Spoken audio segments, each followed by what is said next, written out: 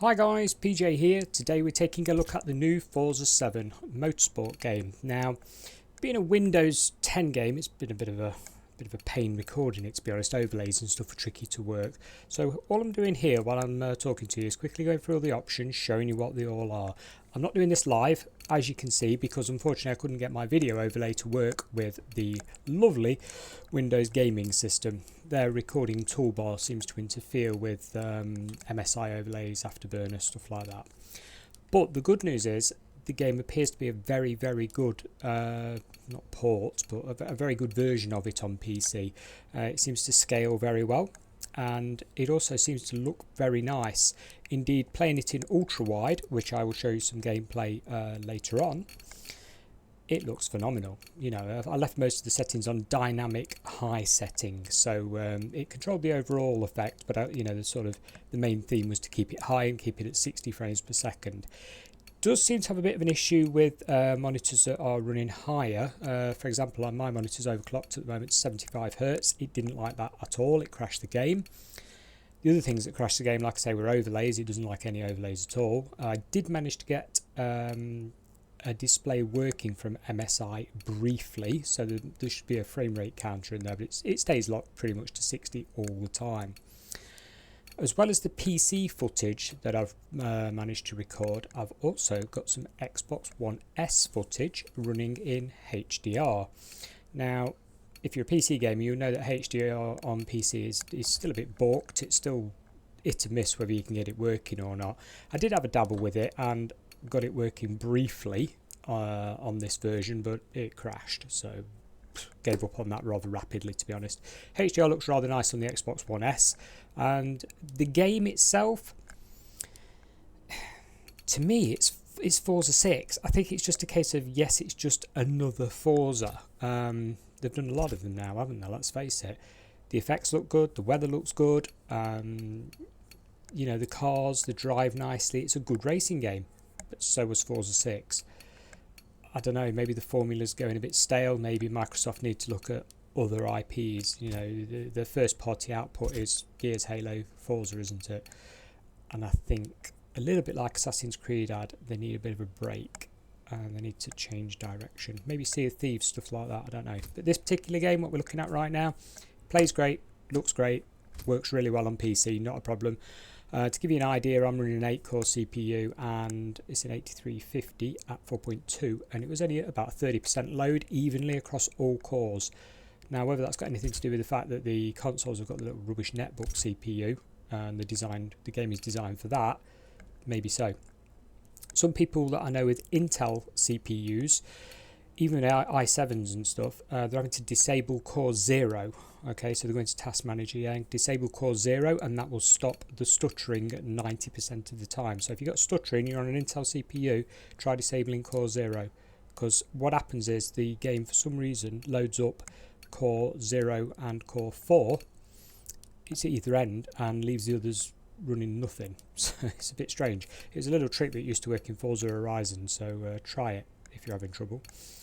Other known problems, shadow play works, but if you try and inject stuff, it doesn't take any of that. So for example, if you're trying to inject some form of NVIDIA preset, it won't work. It just crashes the game straight away. So shadow play does work, but the other NVIDIA gizmos don't work. Same for AMD, Radeon Relive, no. It's hit and miss. I had it working a couple of times, but I ended up having to use the wonderful Windows game bar to get some footage. So just quickly going down all these, as you can see, they're all pretty much the same. So you've got low, medium, high and dynamic. Dynamic works really well, and I'm glad it does. Obviously it's in there because Xbox One X is due out, and the dynamic will scale up to that. Okay, now I must admit I was impressed with how Xbox One S looked, because we've only seen X footage and S looked really good. So if you've got a normal S, it looks fine. It will play nicely on it as well. Let's just get to the end of this bit and we'll go straight into some racing for you. Got audio to look at next briefly. The audio in this game is something. It sounds really nice. Some really good audio effects, really good music. do like it a lot. Right, quickly through audio, quickly through controller. I don't have a steering wheel plugged in, so I can't really test any of that, but all reports say everything works on this game, so not a problem there. There we go, there's your audio settings. Plays nice on controller.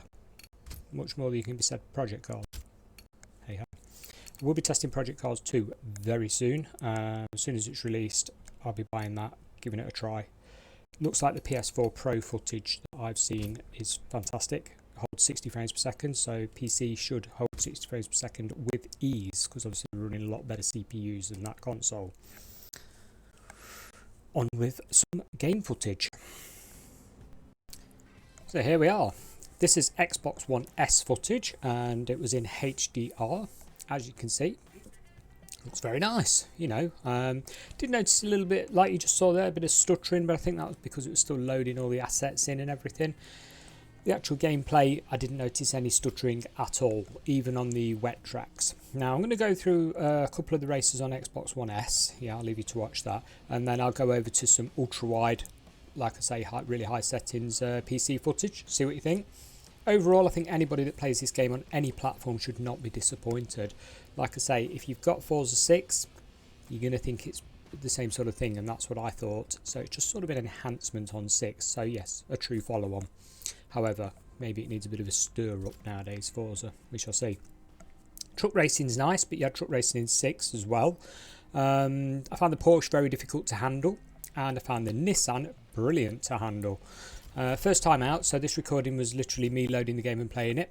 So, you know, the driving characteristics hadn't been learned or anything like that. But watch the footage, see what you think. I'll skip between the 3 different vehicles for this Xbox One S footage, and then we'll go over to the ultra-wide PC footage.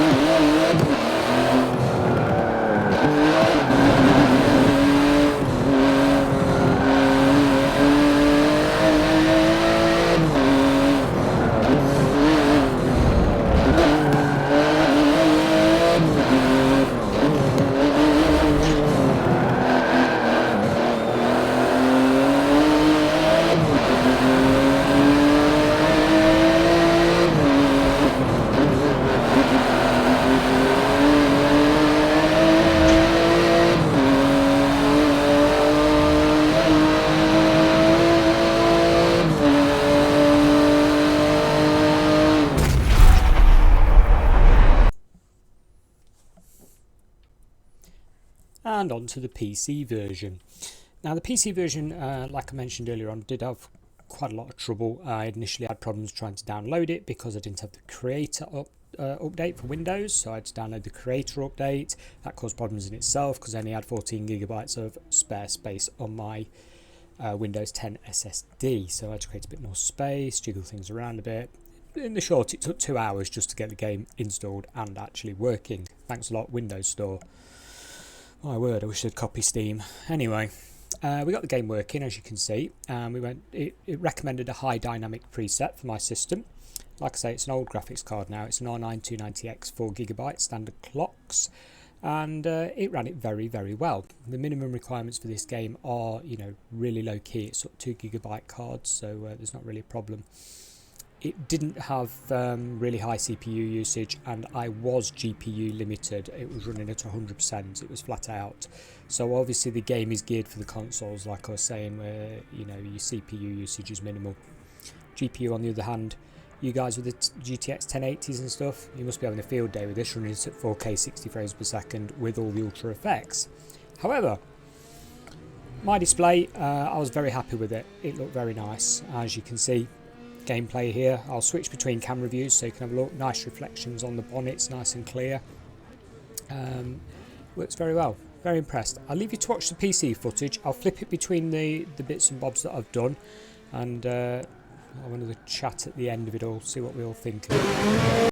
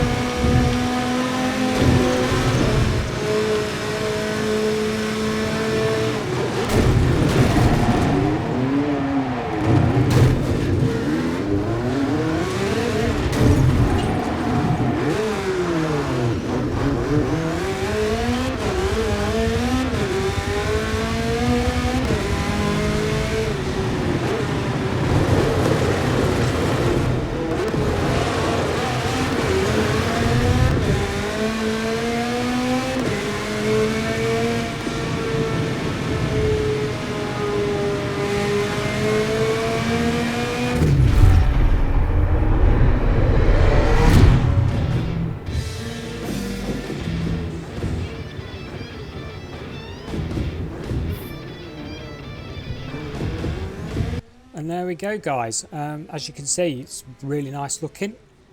I hope this video was of some use to you, comparing the two formats there. As soon as Xbox One X comes out, obviously we'll have a third one there to look at. And thank you very much for watching. I'll see you again next time.